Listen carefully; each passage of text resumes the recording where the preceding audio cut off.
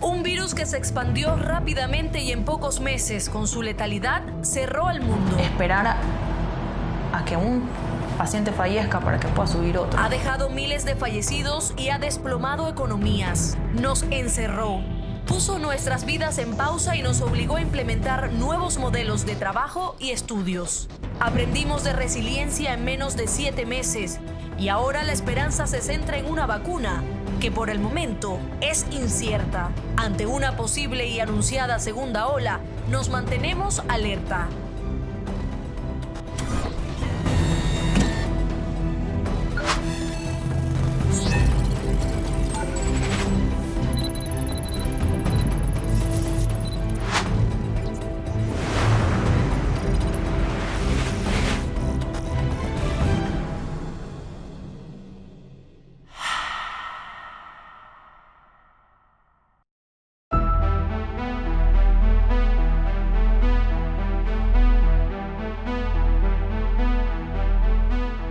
El primer paciente al que estuvimos expuestos, no sabíamos que tenía COVID.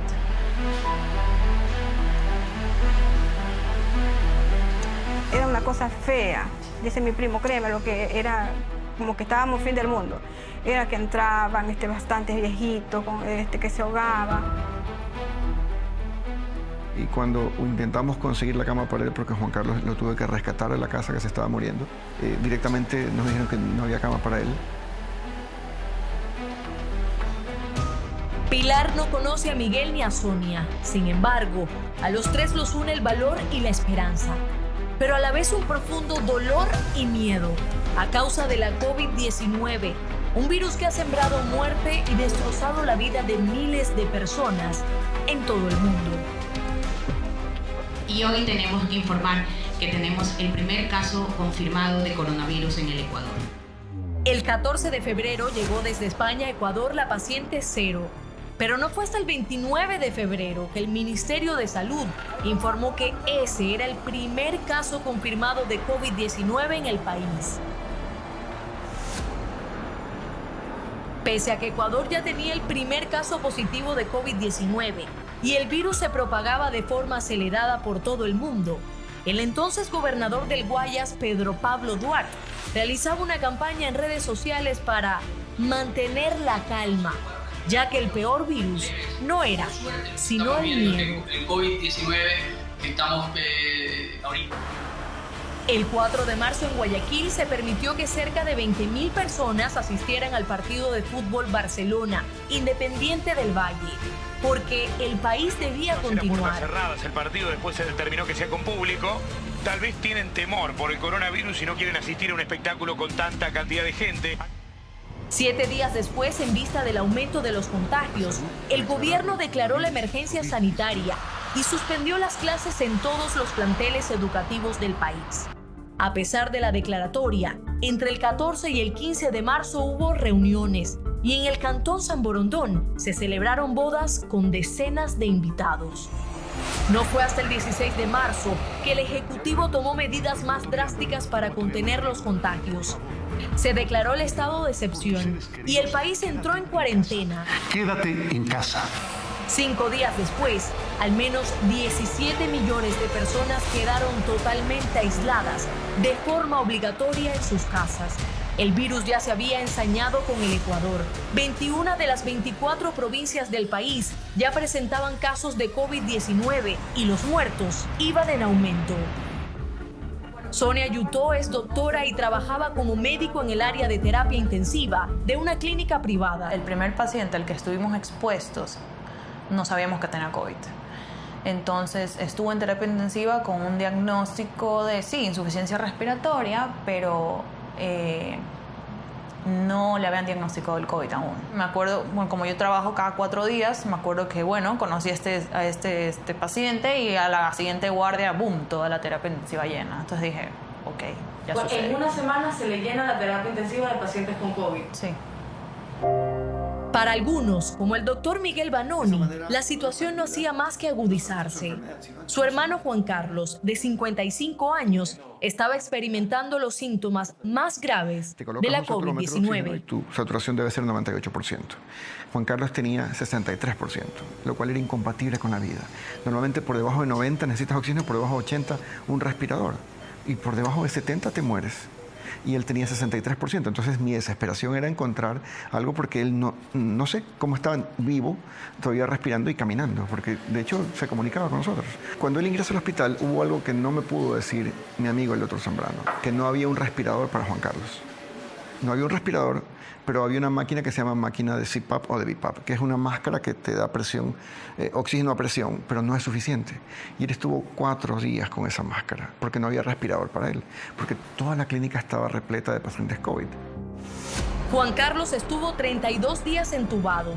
Pasó por un paro cardíaco y una operación debido al taponamiento de un pulmón. Por su estado crítico no recuerda el horror en su cuerpo, pero sí cuando al abrir los ojos vio que la pandemia se llevaba, sin avisar, a quienes luchaban por su vida. Yo vi muchas personas que ingresaban y al segundo día salían envueltos en una bolsa negra. Entonces, una de las cosas que más me impactó a mí, ¿verdad?, aparte de mi enfermedad, es ver morir personas al lado mío. Era la última semana de marzo y el sistema de salud estaba colapsado. En las afueras de los hospitales, cientos de personas clamaban por una cama. Los enfermos morían en las casas y en las calles, sin atención médica. Yo recuerdo que mis compañeros me decían, yo ya no puedo, se les quebraba la voz y me decían, yo no puedo más verles a la cara y decirles, no puedo meterlos porque no hay camas, no tengo oxígeno, no puedo hacer nada. Entonces yo decía, ok, no me toca vivir eso, pero me toca esperar a que un paciente fallezca para que pueda subir otro. ¿Ya? Y hubo guardias que yo vi 4 pacientes, o sea, fallecieron 4 y subieron 4. Y me acuerdo que un día en la misma cama hubieron 3 pacientes. Luego de que la ministra de Salud, Catalina Andramuni, dejara su cargo, denunciando la falta de recursos para afrontar la emergencia sanitaria, el 21 de marzo Juan Carlos Ceballos asumió esa cartera de Estado y describe en qué condiciones. Había, ante todo, claro eso, ¿no?, un sistema de salud que estaba apagado, un sistema de gobierno que funcionaba con luces de vela. Por decir esto, porque no se sabía qué hacer. No habían insumos, eso es correcto, porque mascarillas N95 no existían. Existían para casos muy eventuales, pero la fabricación de eso no estaba. Te pregunto, valen apenas $10 la caja. La vendieron en $60. No teníamos disponibilidad de equipos de protección, no se sabía cómo usar equipos de protección. Tuvimos que aprender de los chinos al principio. No había tampoco el tipo de mascarilla que nosotros teníamos que utilizar, no habían visores, no habían gafas. Entonces, es verdad que no había el acceso a ese tipo de insumos o de prendas de protección. En medio de este horror, el personal de salud salió a protestar. Pedían equipos de protección, temían contagiarse y morir. No nos pueden exigir a que trabajemos sin las adecuadas prendas de protección, señor. Porque no es justo que estemos viviendo lo que estamos viviendo los trabajadores de la salud, comprando con nuestro dinero prendas de protección. Médicos, enfermeras, personal de salud que se contagió de COVID y que falleció, no es porque se contagiaron en los hospitales, se contagiaron en el ámbito social y ellos fueron los que llevaron la enfermedad a los hospitales. Obviamente sin mala intención, pero con un desconocimiento total de cuáles eran las normas que servían para protegerse. Apenas salía de la clínica con jornadas maratónicas. Se contagia allí y estuvo aislada 23 días. Como muchas personas comenzaron a enfermarse a la vez, el personal también comenzó a faltar. Entonces la carga laboral se triplicó porque yo tenía toda la UCI llena y tenía menos personal. Entonces era más trabajo para todos. Y ese día terriblemente no pegamos ojo en toda la guardia. Salí y tipo 10 de la mañana le digo a mi esposo, no me siento bien, voy a tomarme la temperatura. Y tenía 38, o sea, estaba rato, o sea, tenía muchas horas ya con fiebre, pero no lo sentía. Entonces yo, sí, tenía horas con fiebre y no me había dado cuenta. Entonces obviamente le escribí a mi jefe y le dije, ya me enfermé. Las cosas empeoraban. Las morgues de los hospitales estaban saturadas. Los fallecidos eran puestos en contenedores sin la correcta identificación y cientos reclamaban sus muertos.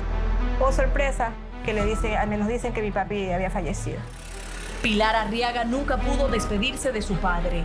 Lo llevó a un hospital de la ciudad con problemas respiratorios graves. Presentaba todos los síntomas del virus. Esperó meses para poder reencontrarse con él. Su búsqueda se la contamos enseguida.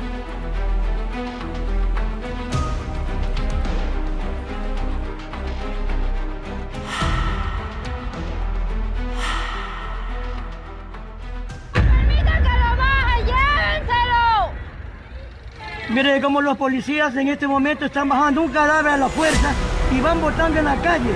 Hay gente que ha traído a los muertos hasta enfundados, embalados nomás, porque no hay funerarias. Las funerarias no estaban trabajando, hay algunos cuerpos aún por identificar. Habrá creo que un grupo de 40 que ya faltan por identificar.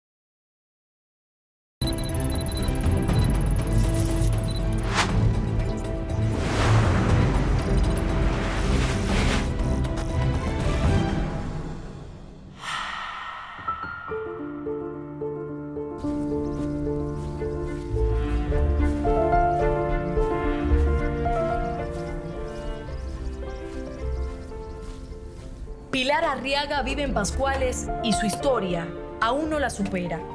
Le duele. Se cuestiona las decisiones que tomó por la forma en que luego trataron a su padre. Dice que no hubo sensibilidad con las familias que buscaban a sus muertos. No hubo empatía, sino desorden. Él se empieza a enfermar como por el 17, 18 de marzo.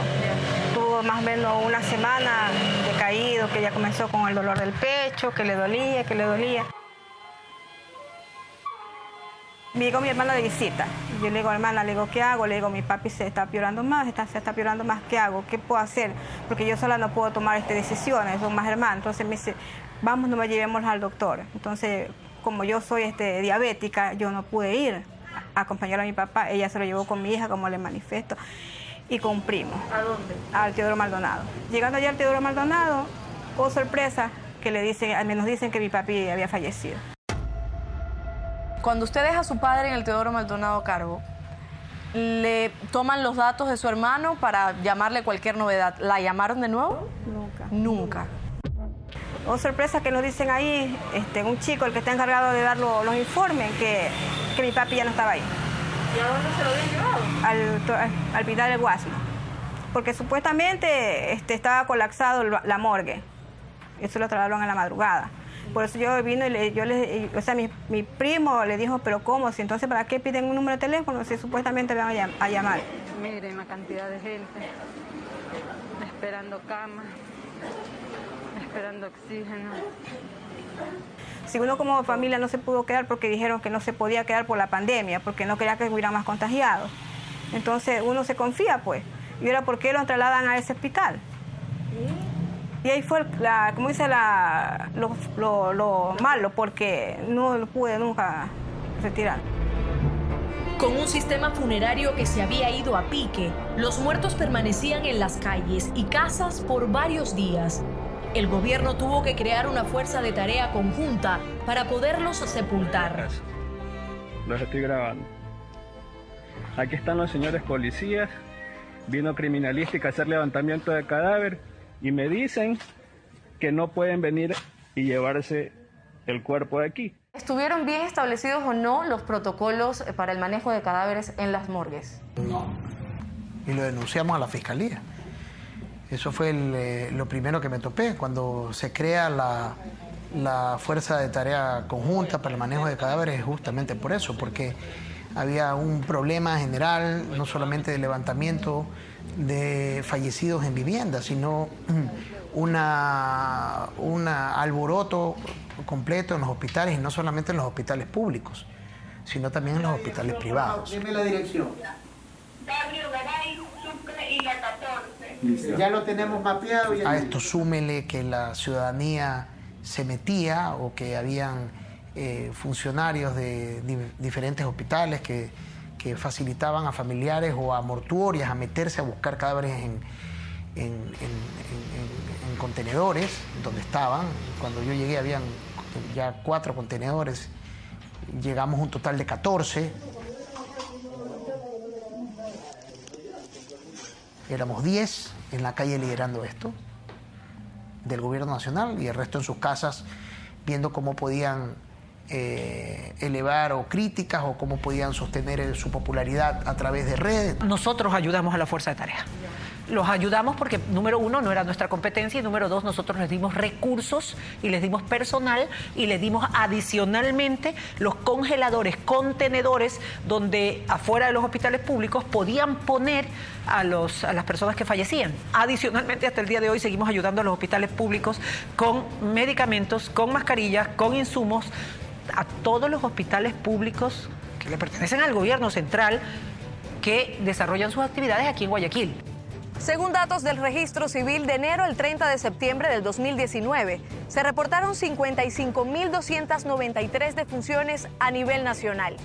En el mismo periodo, pero de este año, se registraron 90.270, es decir, 34.977, por encima del año pasado.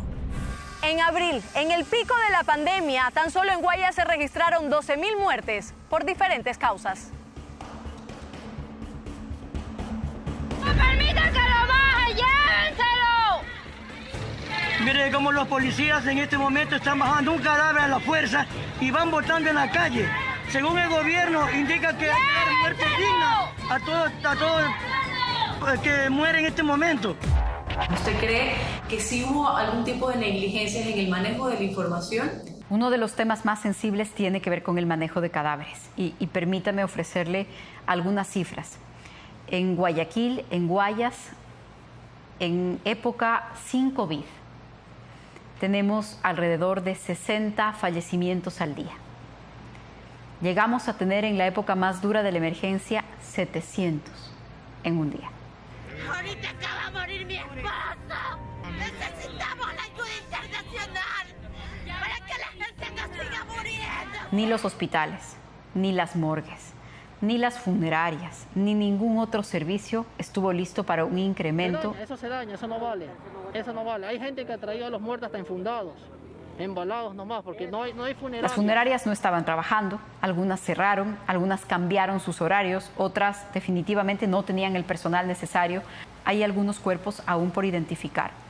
Yo manejé una sola cifra, que es la cifra que publiqué y la cifra que la gente creyó.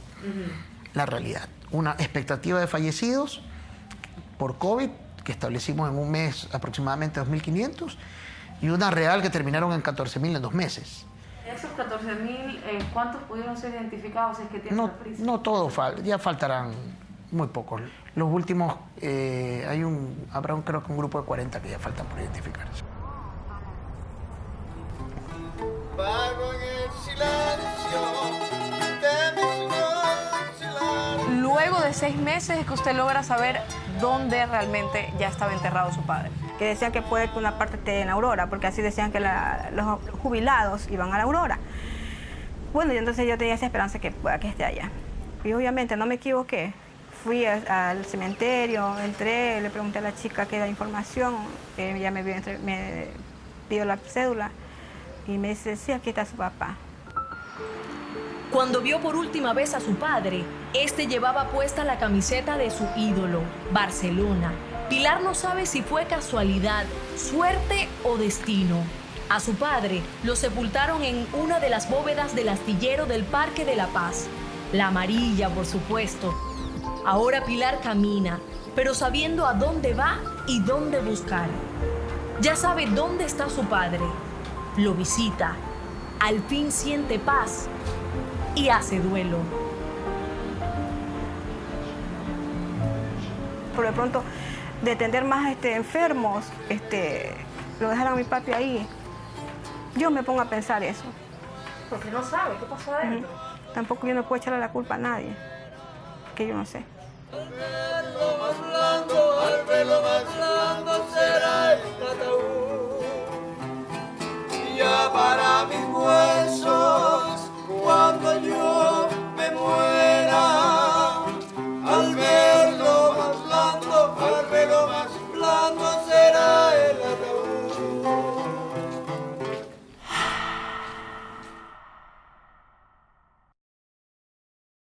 Se suspenden las clases desde mañana y a partir del día lunes están habilitada la plataforma. Uno puede abrir, pero como no tengo internet y el dólar que de pronto le llegase a poner no me alcanza para nada. Y son tres clases, ¿no? Así es.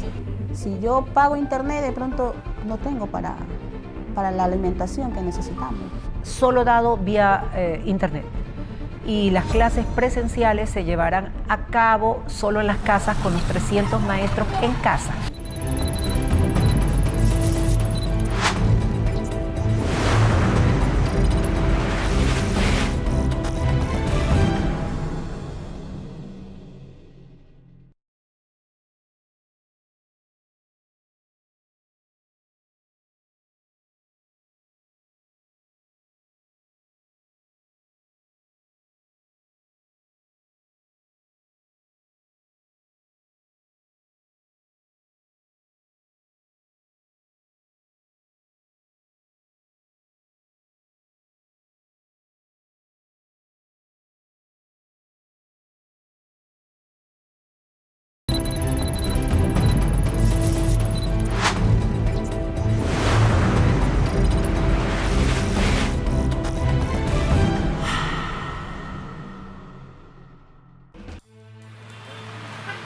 La pandemia nos obligó a reformular nuestras vidas. No hay marcha atrás. Aprendimos de resiliencia en menos de 7 meses y de una forma brusca. Muchos cambiaron de oficio, otros vieron quebrar sus negocios. Algunos poco a poco van recuperando lo que perdieron durante la emergencia. La nueva normalidad la estamos asimilando a pasos acelerados. El 11 de marzo se suspendieron las clases en Ecuador y el 16 el Ministerio de Educación habilitó una plataforma virtual para que los alumnos pudieran estudiar desde casa. Se suspenden las clases desde mañana y a partir del día lunes están habilitada la plataforma. Esta decisión llegó mientras que al menos 1 millón de estudiantes de los 3 millones inscritos en las escuelas y colegios fiscales del país no contaban con acceso a Internet. Maritza Torres vive en Pascuales, al norte de la ciudad de Guayaquil. Tiene 3 hijas, de 7, 8 y 9 años. Es madre soltera, no tiene computadora y apenas cuenta con un celular que ella y sus hijas comparten. ¿Por qué sus hijas no están en las clases ahora? Porque no, la realidad es esa. Si yo pago internet, de pronto no tengo para la alimentación que necesitamos. Esas reuniones que dan por vía Zoom tampoco las puedo acceder tampoco a nada. No puedo, porque se termina. No. Pero es que por medio del teléfono uno puede abrir, pero como no tengo internet y el dólar que de pronto le llegase a poner no me alcanza para nada. Y son 3 diferentes clases, ¿no? Así es. Una está en segundo de básica, otra en cuarto de básica y otra en quinto de básica. ¿Cada cuánto usted recarga el celular? ¿Le pone algún dolarito? Cada semana, digamos, si es que tengo, porque muchas veces como no tengo a veces para la comida de ese dólar, pues me alcanza para hacer algo. Para quienes no tienen acceso ni facilidades para conectarse a Internet, la ministra de Educación, Montserrat Kramer, afirma que se está trabajando con medios de comunicación, de radio y televisión, y con acercamiento a las familias. Las familias del país han contado con un docente que está permanentemente en contacto con la familia, viendo los aprendizajes, pero también derivando problemas de violencia o problemas emocionales, que es la gran prioridad en estos momentos. Y ahí va haciendo seguimiento mano a mano, estudiante por estudiante, y tenemos reportes semanales de cuántos son aquellos estudiantes que no han podido ser contactados. Los que están siendo contactados, ellos tienen la ficha pedagógica que todo el currículo se adaptó para la emergencia y se lo priorizó, y ellos pueden implementarlo con autonomía en sus casas. No importa el contexto, no tienen que tener computadora, y por eso siempre aclaramos, no se trata solo de educación virtual, es totalmente un modelo de aprendemos juntos en casa. No se trata solo de educación virtual, dice la ministra, pero las hijas de Maritza, desde el comienzo de la emergencia sanitaria, no reciben clases de ningún tipo. Y las fichas pedagógicas, eso es otro cantar. Se nos permitió que vayamos a donde un profesor a retirar la ficha. Perfecto. Al comienzo fui, pero se me dificulta mucho porque es como que cada ficha tiene muchos contenidos, ¿ya? Entonces tengo que estar leyendo y leyendo y leyendo y muchas veces no entiendo. No entiendo porque a diferencia cuando yo estudié todo eso es muy diferente ahora y hay cosas que no entiendo. ¿Ya? Las cosas de pronto mínimas que yo puedo hacer que ellas también me entiendan, hacíamos al principio, pero ya no. En realidad ya las profesoras, las que me le ha tocado a las bebés, están al tanto de esto, de que yo casi no realizo tareas por esta misma situación. A nivel nacional, el Ministerio de Telecomunicaciones registra un total de 2.214.180 cuentas de Internet. El porcentaje de hogares con acceso a Internet a escala nacional es del 48.39%. Es decir, más de la mitad de familias no cuenta con este servicio. El área con menor cobertura es la rural. Según datos del INEC, en 2019, esta alcanzaba tan solo el 21.6% de los hogares. Al norte de Guayaquil, en el sector de La Ladrillera, está ubicada la cooperativa Ciudad de Dios. Las más de 270 familias que allí habitan saben bien lo que es no tener conexión ni señal. Por medio de una fundación, padres y madres de familia de la comunidad se unieron y armaron una escuela improvisada, donde se nivelan a los estudiantes en clases como matemáticas. ¿Qué fue lo que pasó en cuanto al sistema escolar aquí en La Ladrillera? Ya, por mí mismo, ¿no? Yo tengo 2 niñas estudiando por medio de internet y hay deberes y tareas que son muy difíciles que yo no las entiendo, y tengo hijas universitarias y he tenido que mandarle por medio de chat y WhatsApp lo que me envían para mis hijas. Y entonces vi que fue difícil, entonces, ¿por qué no ayudar a los niños que necesitan? Que hay muchos niños aquí, padres de familia, que no tienen internet.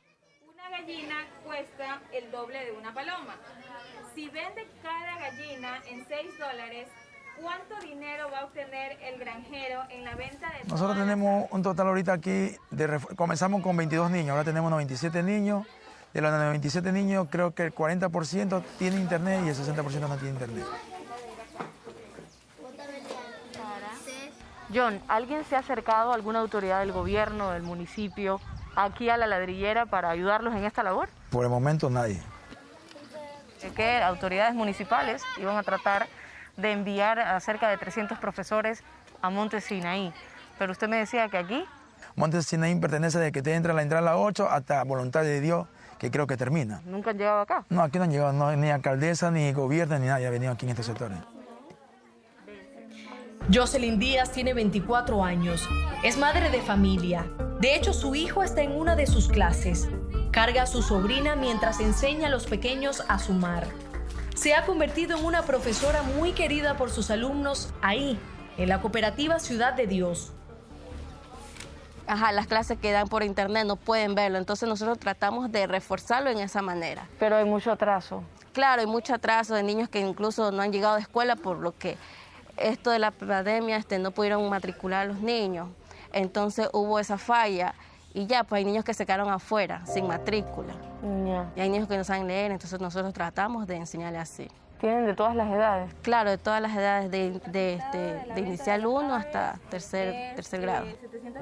Jocelyn, aquí hay 270 familias, pero me dice que las autoridades no cuentan con Ciudad de Dios para sus proyectos. Ajá, no están en los planes, nosotros no estamos en los planes de ellos. Por eso hasta ahorita no hemos recibido ni una ayuda de las autoridades.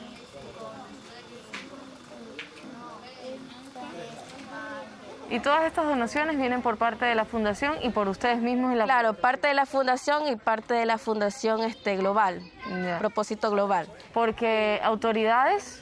Autoridades no, por el momento nadie. ¿Nunca han venido? No, nadie ha venido por acá, porque dicen que el propósito de ellos no es ayudar aquí, porque nosotros somos de invasión, entonces dicen que ellos no tenemos en planos de ellos, no estamos nosotros en los planos de ellos. Ciudad de Dios es una comunidad de 270 familias que queda a unos kilómetros de Monte Sinaí. Afirma que no llegan las autoridades porque no está legalizado el sector. ¿El proyecto educativo Educando en el Camino sí va a llegar a esta zona? Tenemos que empezar por tener en claro que al municipio de Guayaquil no le corresponde la educación, número 1. Eso le corresponde al gobierno central y al Ministerio de Educación. Número 2, durante la pandemia estamos poniendo 3.000 puntos de internet nuevos. Se suman a los 6.000 que ya habían. ¿Y dónde lo estamos poniendo? En las escuelas del gobierno. Y afuera de las escuelas del gobierno, en las escuelas fiscales. Y número 3, estamos contratando 300 profesores, 65% de ellas mujeres, para que ahora, como los médicos salieron de casa en casa, ahora vamos a mandar justamente al sitio donde tú estás diciendo, sea o no sea legalizado, es Monte Sinaí, es 6.000 niños que van a recibir clases en sus casas, de 2 niños o de 3 niños por turno en sus casas, tal cual como hicieron los médicos, ahora pagados por el municipio, para que ganen el año escolar porque no tienen ni aparato electrónico ni internet. En Ciudad de Dios, poco a poco, el área que antes funcionaba como iglesia, ahora parece una escuela. Los niños tienen un área de juego, un techo y materiales de estudio. No es lo mismo, dice John, con poco se hace lo que se puede. Ahí, lo que sobra es amor. Los niños vienen en 3 juegos más, vienen para este parque mismo, de parte nuestra, porque lo hacemos con amor, porque nos encanta. Si nosotros tuvimos nuestra buena niñez, ¿por qué no ahora los niños ahora? Para Francisco Martínez, psicólogo clínico, los niños de ahora vivirán un futuro diferente. Yo creo que esta generación de niños efectivamente será distinta, porque vivieron o están viviendo, y esto de la pandemia probablemente sea 1 o 2 años más. Obviamente iremos escalando de libertad y menor libertad a medida que las situaciones comiencen a darse, pero definitivamente la generación de niños de este tiempo serán distintos, serán diferentes. Creería yo que es importante a los niños crearles espacios lúdicos alternativos a lo que normalmente siempre se tenía, ¿no? Es decir, normalmente ahora la gente va a estar más en las casas. Sería interesante quizás estimular, mejor dicho, propiciar espacios de estimulación recreacional dentro de las casas. ¿Cómo pasan el día? Bueno, hacemos muchas cosas, porque yo muchas veces comparto con ella, qué sé yo, un programa en la televisión, una película, o ellas se ponen, como son 3, entre las 3 se ponen a jugar a la escuela, se ponen a dibujar. ¿Se ponen a jugar a la escuela? Sí, a la escuela. ¿Extrañan la escuela? Claro que sí, porque ya quisieran estar. La alcaldesa de Guayaquil ya tiene una fecha para el retorno a clases. El año lectivo que viene, eso es una decisión tomada. Este año lectivo está solo dado vía internet. Y las clases presenciales se llevarán a cabo solo en las casas con los 300 maestros en casa. Mientras se toman decisiones, Maritza ve a sus hijas crecer, jugar y adaptarse a una normalidad de la que nadie estuvo preparado para afrontarla. Porque no solamente yo estoy en este cuadro, en este plano, hay muchos que no sabemos qué hacer. ¿No tiene idea cuándo se va a terminar esto? No. Nosotros tampoco. La nueva normalidad llegó para quedarse y tendremos que acostumbrarnos a ella. Aún no hay cura ni vacunas contra la COVID-19. Está en procesos y fases de prueba. La pregunta es ahora, ¿habrá vacunas para todos? Se lo contamos enseguida.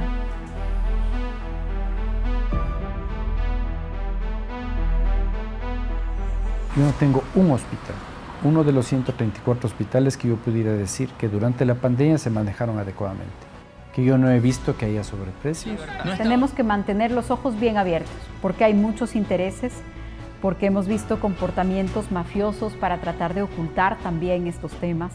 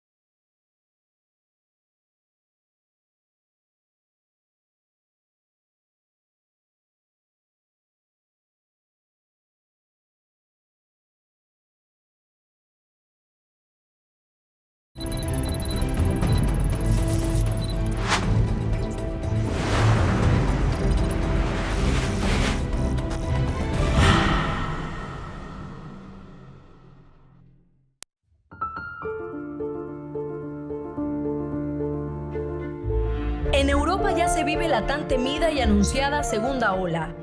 Cada día las cifras rozan los 100.000 nuevos casos de coronavirus. Yo me espero. Me espero en la calle.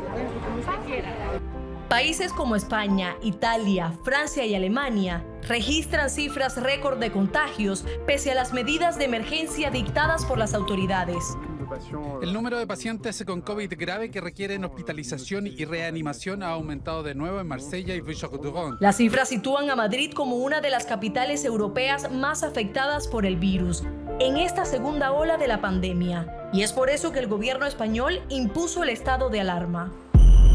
El virus no ha dejado de circular y la mayor proporción de casos nuevos todavía se encuentra entre las personas de 25 a 49 años. Pero las asintomáticas son el mayor riesgo de contagio. El doctor Miguel Banoni no quiere ver a ninguno de sus familiares contagiados. Lo que vivió con su hermano fue suficiente alarma, pero teme que Ecuador se enfrente a una nueva tragedia. La juventud dice, no pasa nada, yo no me voy a infectar, si me infecto no tengo síntomas. Aquí lo importante es que la gente esté más consciente y saber que la segunda ola se va a venir. Pero el tamaño de la ola va a depender de la irresponsabilidad o de la responsabilidad de las personas. Los ecuatorianos nos preguntamos cuándo habrá una vacuna que pueda contrarrestar los efectos del coronavirus. El ministro de Salud, Juan Carlos Ceballos, se hace la misma pregunta. En él prevalece un único sentimiento. En una palabra, incertidumbre. A pesar de que estamos en fase 3 de algunas de las vacunas, 6 vacunas en concreto, con todas hemos golpeado la puerta y hemos dicho queremos estar en su lista.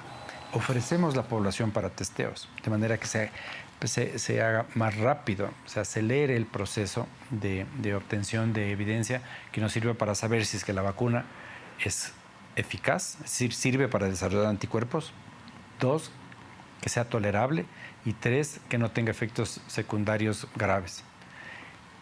Hemos hecho con todas. Y estamos en la lista de una iniciativa global que se llama COVAX Initiative, que está organizada y liderada por la Organización Mundial de la Salud. La vacuna es incierto en varios sentidos. ¿Cuándo va a estar disponible? ¿Va a ser diciembre? ¿Va a estar en el primer trimestre del próximo año? ¿Vamos a tener acceso? ¿A quién servirá? Porque hay tipos de vacuna. No sabemos, por ejemplo, hasta este momento, si va a ser eficaz, tolerable y libre de riesgo, con riesgo mínimo para gente de más de 65 años. No se ha hablado todavía de vacuna a nivel pediátrico. El farmacólogo e investigador Enrique Terán se cuestiona por qué países como Perú y Colombia han sido considerados por los fabricantes de vacunas y Ecuador no, cuando el país, a su criterio, mantiene la tendencia de afectación. Tenemos que entender es que los números reflejan únicamente los datos disponibles. Y en el Ecuador no hemos logrado superar la barrera del testeo, de hacer las pruebas, y por lo tanto se sigue todavía teniendo un porcentaje de pruebas represadas muy grande. Cuando uno revisa los datos oficiales que aparecen todos los días, se puede ver que hay alrededor de 2 semanas de retraso en términos de las pruebas que se toman versus las pruebas que están analizadas. Eso significa que hay un desfase de casos muy importante. A eso se debe sumar que el Ecuador todavía maneja una tasa de positividad preocupantemente alta. ¿Por qué razón? Porque aquí se hace prueba sobre todo a los pacientes sintomáticos, a los que tienen riesgo de la enfermedad. Por esa razón, la tasa de positividad en el Ecuador está en alrededor del 40%, cuando Organización Mundial de la Salud dice que debería estar en alrededor del 8, el 10%. Pero el país al parecer no está desamparado en el tema de vacunas. Ecuador participa en el proyecto Solidarity Vacunas, encabezado por la Organización Mundial de la Salud. Solidarity es un ensayo clínico internacional puesto en marcha para encontrar un tratamiento eficaz contra la COVID-19. En este estudio experimental se tiene previsto reclutar a cerca de 20.000 personas en el país. Pero hasta la fecha a la Agencia de Regulación y Control Sanitario, ARSA, no ha llegado ninguna solicitud para iniciar estos estudios. Lo que tiene claro Daniel Sánchez, coordinador general de ARSA, es que una vez se encuentre la efectividad de algunas de las vacunas que ahora se encuentran en fases de estudios experimentales, en Ecuador tiene que ser aprobada por la agencia y el tiempo para disponer del registro sanitario está condicionado por varios factores. Primero, si el producto viene de un país el cual ya le haya emitido un registro sanitario de una agencia de alta referencia a nivel mundial. Una vez que estas agencias han emitido sus respectivos registros sanitarios de cada país, nosotros también, en base a esos registros, procedemos a validar la verificación del adecuado cumplimiento de todas las etapas clínicas previas para garantizar que el producto que ingrese al país, en este caso las vacunas, sea el adecuado y presente los mínimos efectos adversos en la aplicación a los ciudadanos. ¿Cuánto tiempo podría demorarse en que la ARSA diga ya está? Aquí va a variar el mecanismo. Si este mecanismo interviene un convenio entre el Ministerio de Salud Pública y la OMS, hay algunas formas en las cuales, a través de estos convenios interinstitucionales, pueden ingresar al país con una notificación y con la aprobación de la ARSA, que no debería durar más allá de 5 días. El ministro de Salud afirma que se han mantenido conversaciones con AstraZeneca, empresa farmacéutica global con sede en Cambridge, Reino Unido, para establecer precios al momento de adquirir las vacunas. Los precios varían entre 4 y 10 dólares. Se necesitan 2 dosis de la que hemos hablado con AstraZeneca, que es la más avanzada. Se necesitan 2, es decir, que estamos hablando entre 10 y 15 dólares por persona. Estamos hablando de 2 millones de dólares, hagamos cuentas. Pero aparte de eso hay que sumar toda una serie de otras cosas, ¿no? ¿Y el país cuánto está dispuesto a pagar por esa Lo que sea. No hay... No. ¿El Ministerio de Finanzas no tiene...?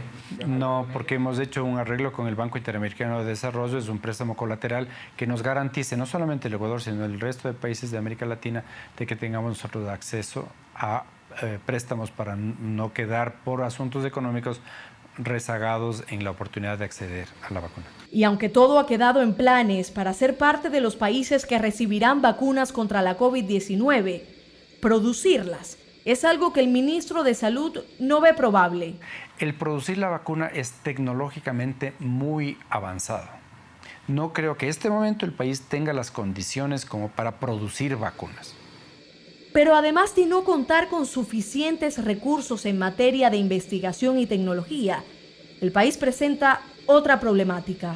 La infraestructura sanitaria del país es muy modesta, ¿no? No tenemos suficiente personal que atienda, por ejemplo, no tenemos emergenciólogos, no tenemos neumólogos de suficiente número como, por ejemplo, la Organización Mundial de la Salud dicta que debemos tener. Tampoco tenemos muchos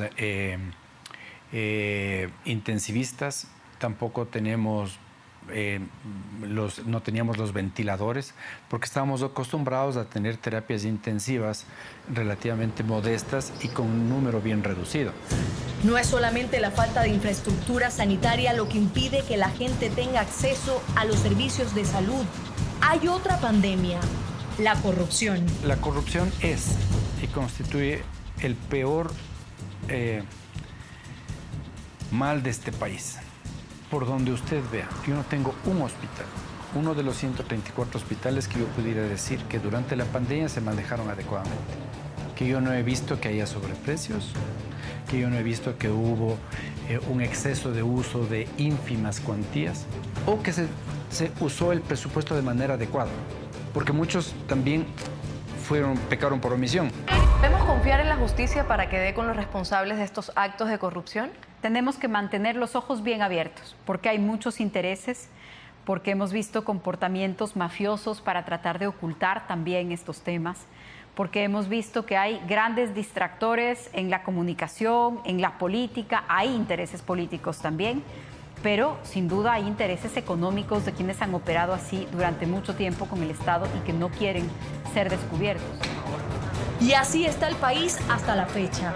Se debate entre identificar a las mafias delincuenciales que hicieron su agosto en marzo y propiciar un ambiente de seguridad a los ciudadanos que aún hoy siguen contagiándose y muriendo de coronavirus.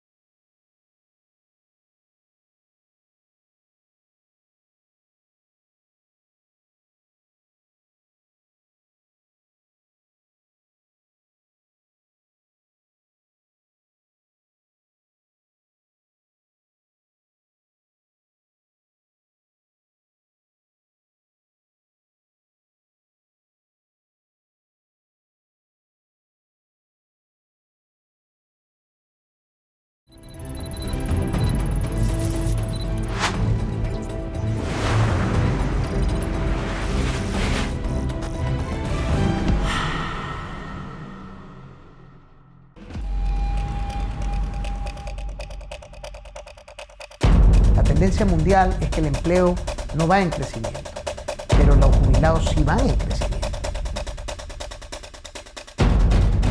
La situación es muy compleja.